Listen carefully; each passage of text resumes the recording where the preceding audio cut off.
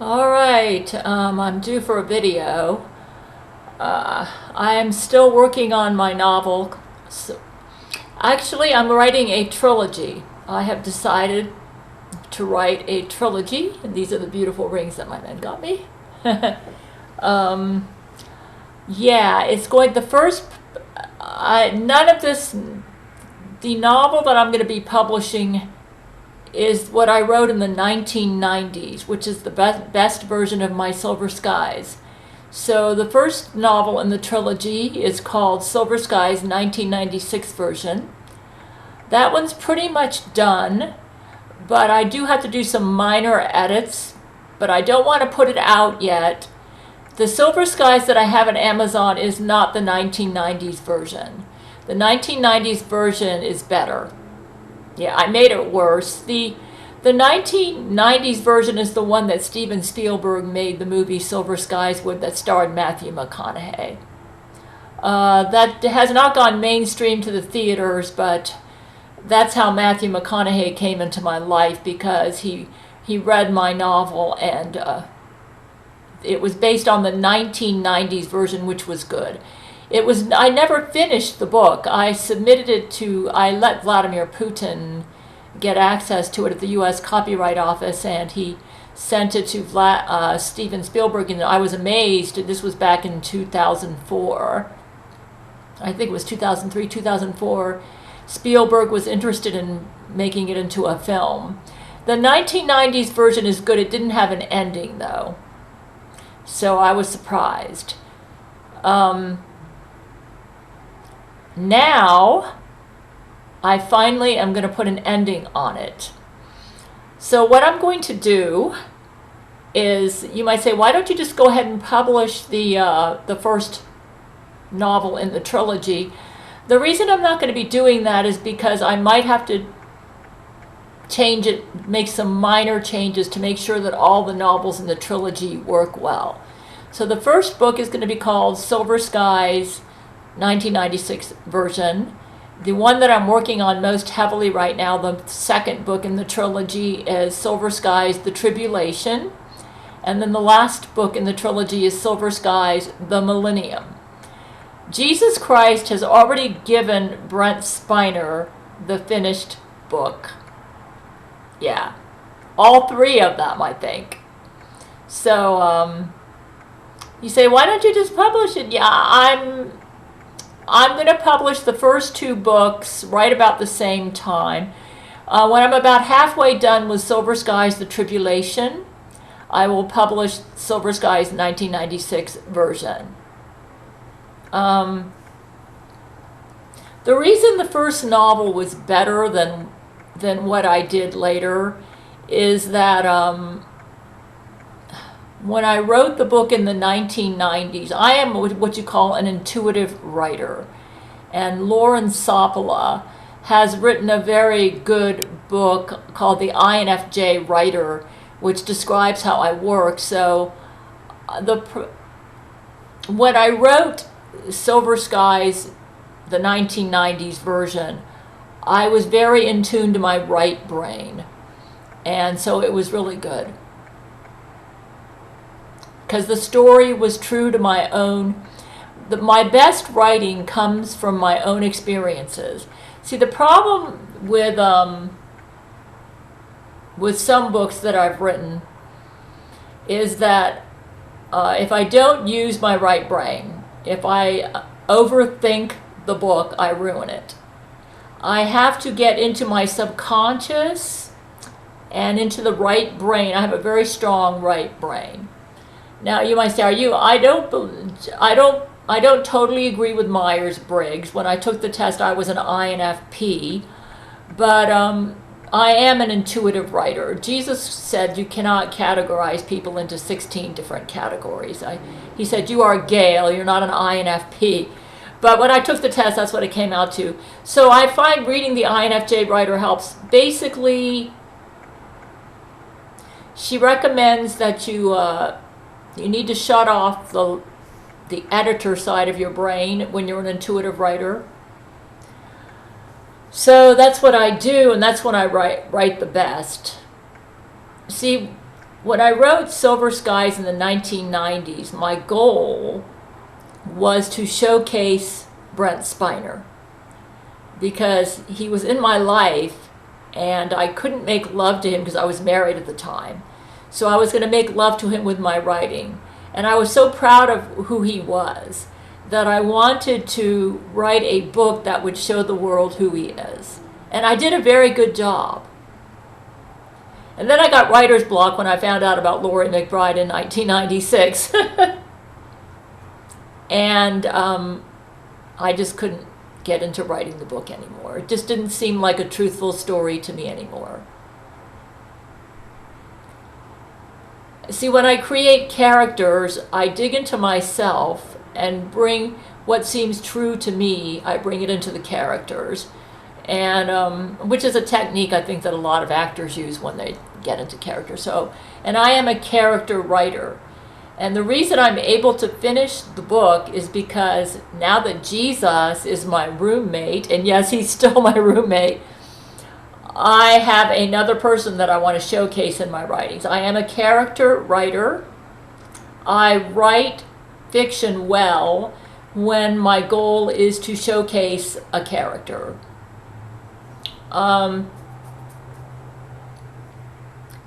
So, what progress have I made? I have written maybe about 10 or 20 pages, done a little bit of outlining for Silver Skies, the middle book, the second book. And it's coming, I follow Lauren Sopla's advice and listen to some music and write about what I really care about, what this character really cares about. And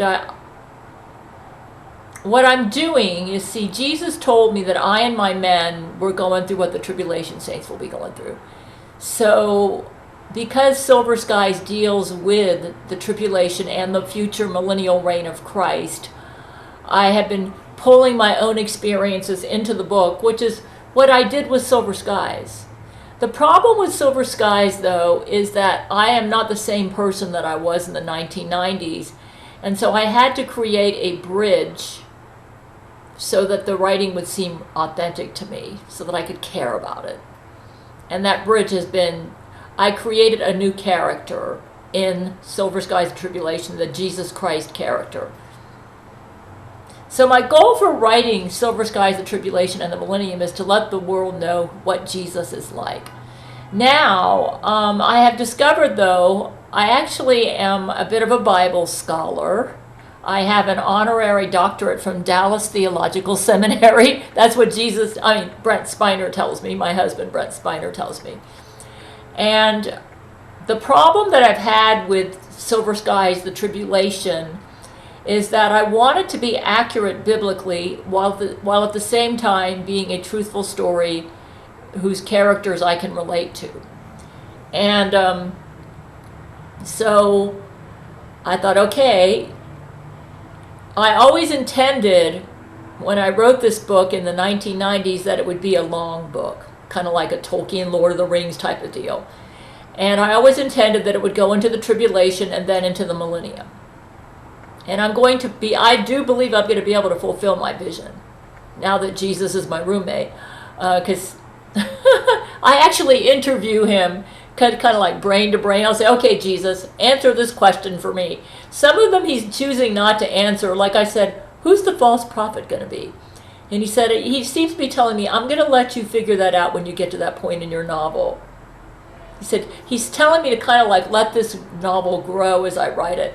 But there's certain things that I need to know in order, when you're dealing with a complex story world that's based on Bible prophecy, I want to make sure that I don't jar any evangelical Christians who read the book and think, there's no way, this goes against the Bible, I know this couldn't happen. The problem is when you're putting in like a real life historical events or Bible prophecy in a novel, and there are people that are familiar with, like myself, with what the Bible teaches, you're going to strain believability when they get to certain scenes.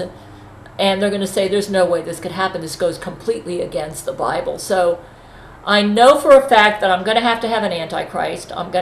Because this storyline is within that 7-year time period when the tribulation takes place. And my novel is written with the premillennial dispensational view, which is the view that the rapture happens. Then there's this, sometime after that is the 7-year tribulation. Then you have the Battle of Armageddon, or the Christ's second coming at the end of the 7-year tribulation. The nation of Israel accepts Jesus as their Messiah at the end of the 7-year tribulation. Then you have the 1,000-year reign of Christ, and then you go into eternity future. So that is the timeline that I have with my novel. And in Silver Skies of Tribulation, we are in that 7-year tribulation. A problem that I had was that my characters are mostly born-again Christians in the first book, and how do I carry them over into the tribulation since they're going to get raptured? I do believe that. I've come up with a believable way to do it without violating my premillennial dispensational views. I can't tell you or I'm going to ruin the story.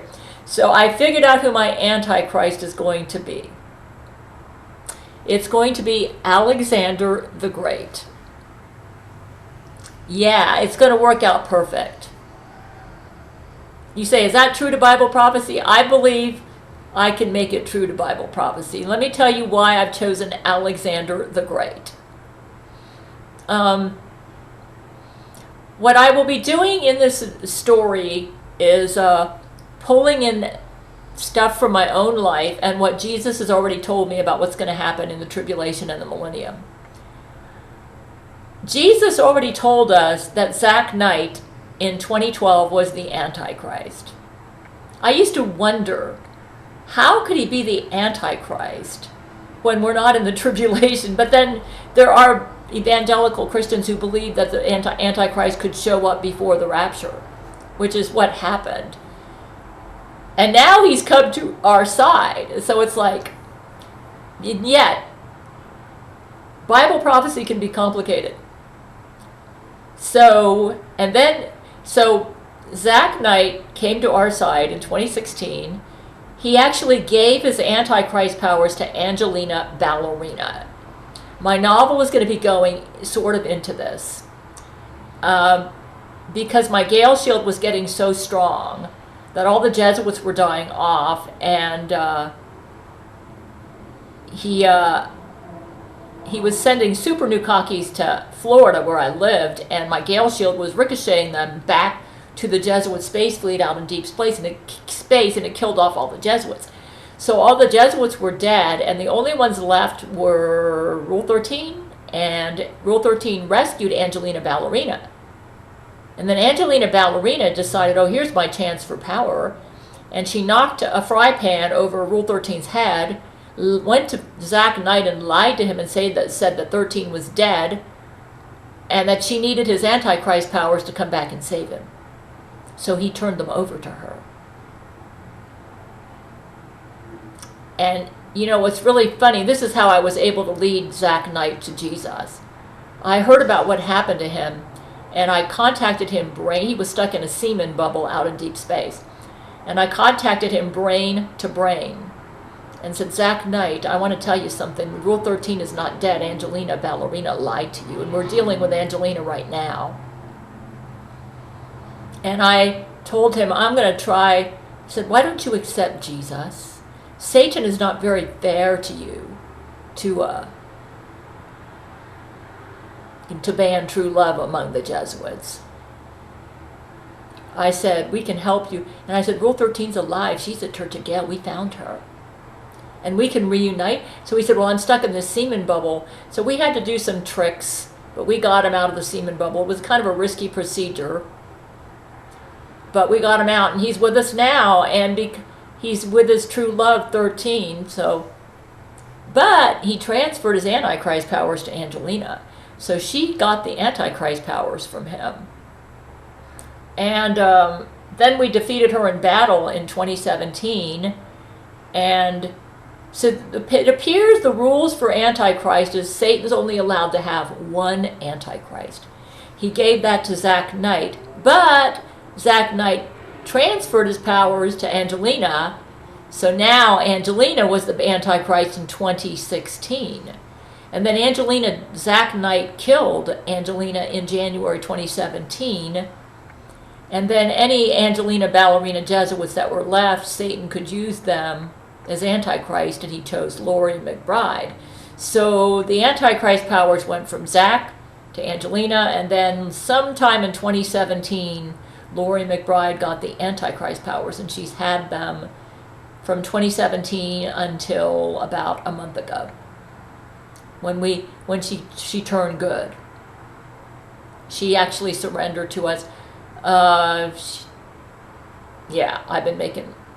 You can go to my website and learn about the details on that.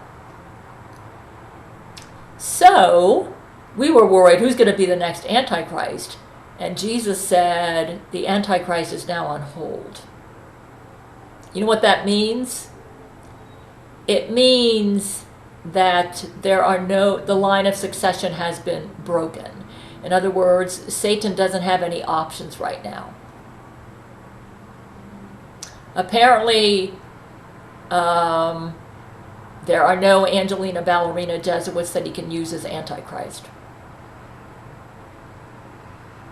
So what does that mean? That means Angelina ballerina is going to be the Antichrist. That's what I think. You might say she's dead. Well, that's not going to stop Satan, because Zach Knight died, and then Satan resurrected her from hell. Him from hell, and made him the Antichrist in February 2012. See, Zach Knight died. Jesus actually killed him because he tried to taser me over to my mother's house, and he wanted to rape me, and Jesus killed him. He caused the taser net to go to my car and then ricochet back out to Zach Knight and kill him. So Zach Knight was in hell from December 28, 2011 till February 14th, 2012, when Satan resurrected him from hell as the Antichrist. So I predict, since Jesus says the Antichrist is on hold, that the Antichrist will be Angelina ballerina. Now what's really interesting is that in 2016, when she got the Antichrist powers, this is what Jesus said about her. Jesus said Angelina is 1,000 times the Antichrist. I think he was dropping hints about who's going to be the Antichrist in the tribulation. It's going to be Angelina. And you might say, but it's Alexander the Great. Well, I have a personal conviction, and this is something I've suspected for years now. I believe Angelina is Alexander the Great transgender female. If you look, they have done artist depictions of what they think Alexander the Great looks like. And I actually have this at my website. And you compare his facial features to Angelina ballerina, there is a stunning similarity. Yeah. So my novel, when I write a story, I have to believe that the events as I portray them are a truthful story. And that's why I was kind of stuck on Silver Skies, because I'm not the woman I was in the 1990s, and I originally planned an Antichrist who would be kind of like a Muslim, Catholic, priest, pope kind of person. And I wasn't too far off, and I was imagining somebody with dark hair, Middle Eastern looking. No, it's not going to be that way at all. Actually, as a result of my experience with the Jesuits, Satan in his Adonis form has blonde hair. He looks like an Adonis with blonde hair, with blonde curly hair. In fact, he looks kind of like Alexander the Great in some ways. So it makes sense that since Satan's a blonde, when he's in his human form, that he'd probably want to pick somebody who looks kind of like him. You see, he didn't do that with Zach Knight. Well, I think Zach Knight was his first choice, but that didn't go. But he had backup plans. Just in case Zach Knight didn't work out, Angelina was apparently or Alexander the Great was his second choice. So, and Satan's always trying to defeat Bible prophecy, so you might say, so why are you choosing Alexander the Great? There are a lot of reasons why I think it's going to be Alexander the Great. Let me tell you what I know from Bible prophecy about the Antichrist. Okay, he's going to come from Rome. Okay, a lot of Bible scholars believe that he's going to be in the Roman Empire. Well, I believe the Roman Catholic Church is the Roman Empire gone underground. Zach Knight's a Jesuit. Angelina Ballerina's a Jesuit, so there you go. You say, but Alexander was a Greek. Yeah, when he was the conqueror, he was a Greek, but who says you can't have a Greek in charge of the Roman Empire? There you go. So he's Rome. He's the Roman head. Another thing. Now this is interesting. All Bible scholars know that the Babylon the Great is a big deal in the book of Revelation, Revelation 17 and 18. There are different interpretations on who is Babylon the Great. I've done an extensive study on this. I agree with Dr. Andy Woods and Arnold Fruchtenbaum, both Dallas Theological Seminary graduates. I believe we're going to have a literal Babylon resurrected in the tribulation.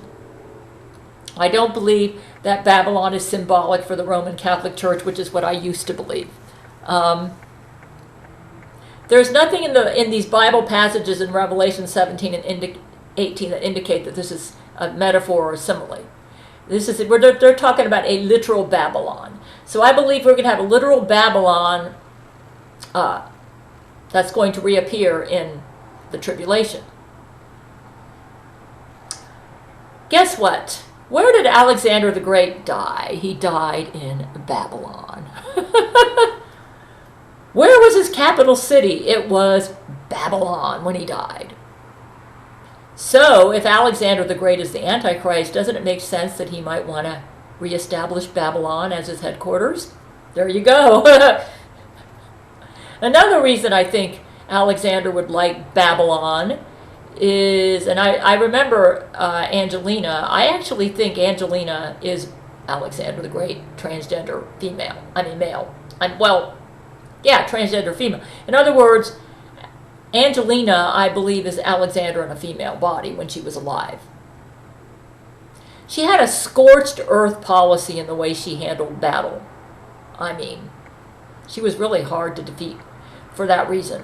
Alexander the Great was like that. Scorched earth, that means he's going to make sure the enemy doesn't have any options. He's going to close off all the doors.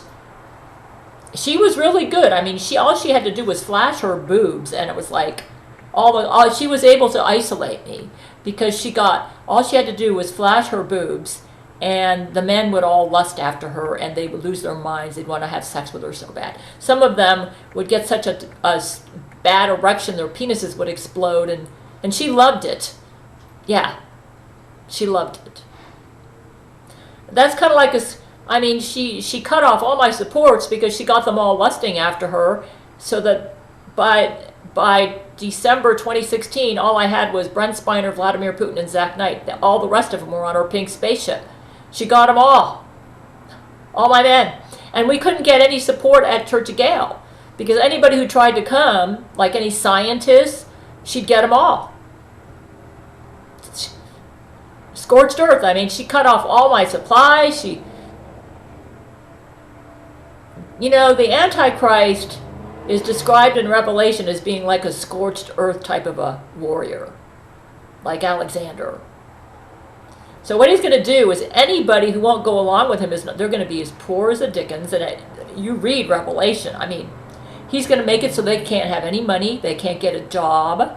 Alexander the Great knows how to win in war, okay? And he was pretty good at, when he took over countries, he was good at assimilating into their culture and adapting really well, too. I've done some research on him. Angelina was like that, too. So, yeah, because Alexander died in Babylon. Another thing that's interesting about Alexander, he died at age 33. The same age that Jesus Christ died. And they have never found his body. Just like they've never found Jesus Christ's body. Everybody knows the Antichrist is going to be a fake Christ. Yep.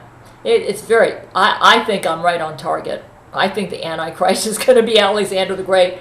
You might say most Bible scholars would disagree with you. There are a couple that could agree with me. Another thing that's very interesting. I've done extensive research on the Ezekiel 38 and 39 Gog and Magog battle, which is where Russia comes down and attacks Israel. You might say, Vladimir Putin's in your cabinet. Yeah, don't believe all this fake news about Vladimir Putin either. You go to Gabriel Chan on Fox News 00 on cable to find out what's going on with him, okay? Right now, the Vladimir Putin clone, from what I understand, is on fake news, claiming like he's the Russian president. So that's what's going on with Russia right now. Okay, but apparently after the rapture, when Vladimir goes up, though in my novel, I'm going to have Vladimir in there. And a Vladimir Putin clone, along with Matthew McConaughey, Gerard Butler, Hugh Jackman, them as themselves. But what's interesting about the Gog-Magog battle, according to Bible prophecy, Russia, Turkey, Sudan, Iran, and I might have missed a country, are going to attack Israel. Probably, my theory is it's going to happen at the beginning of the tribulation and close to the final battle. And God's going to do a miracle and save them from, this is called Gog. Gog is the leader. Magog, I think, is... Anyways, it's talking about Russia being the lead nation, leading a bunch of nations down to attack Israel. Now, what's really interesting about this battle is... oh, and I forgot to mention the other nations in the coalition are these Central Asian countries like Turkmenistan, Uzbekistan, Kazakhstan, Pakistan, all those countries. Guess which countries Alexander the Great conquered during his reign? Just about all the countries in that coalition that's going to come down and attack Israel, with the exception of Russia. He conquered Persia, that's present-day Iran. You might say, what's significant about that? Well, what's significant about that is the Antichrist starts, the 7-year tribulation starts when the Antichrist signs his peace deal with Israel, posing as their friend, promising to give them peace and security from all their enemies all around them, all the Muslim nations around them. That's what starts the tribulation. Once that happens, then the timetable sets in, and 7 years from that, you know there's going to be the second coming. The way he gets Israel's cooperation is he promises to give them peace and security, something Israel's not used to. And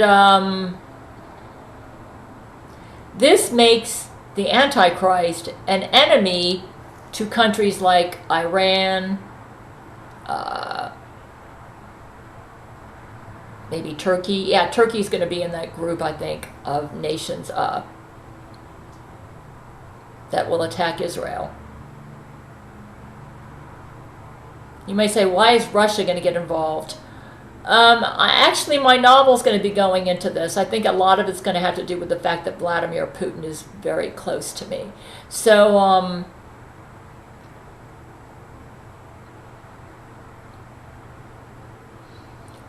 I just find it interesting.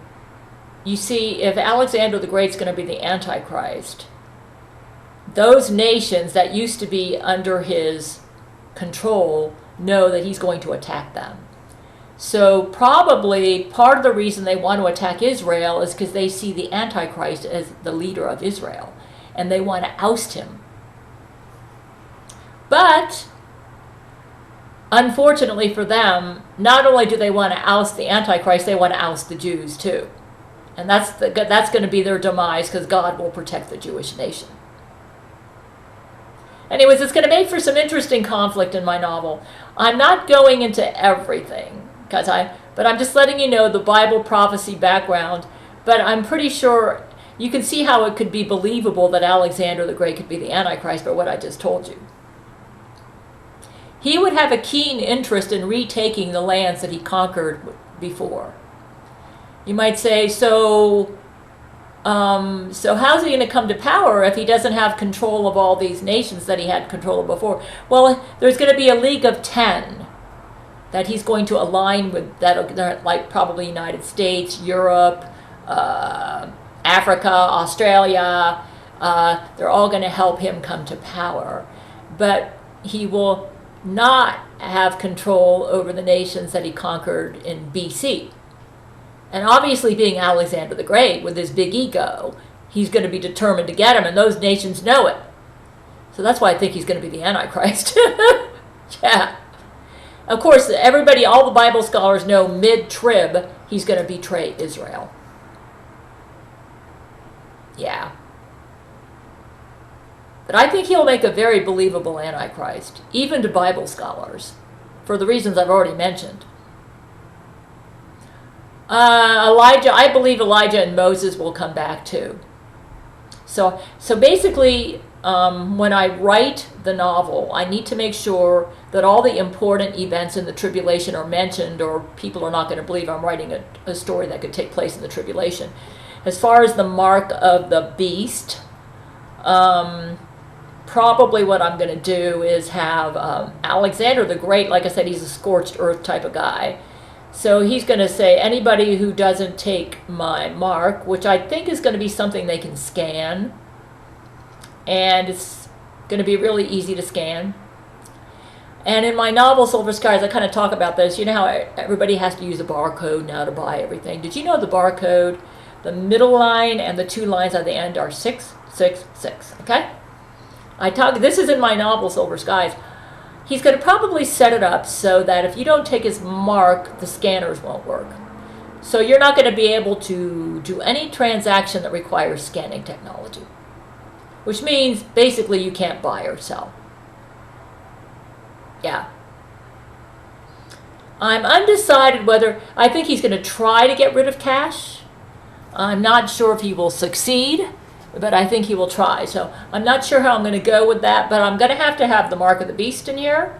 I'm going to have 666 in here. This is a tribulation story, so I'm going to have Elijah and Moses coming back. I'm going to have an Antichrist.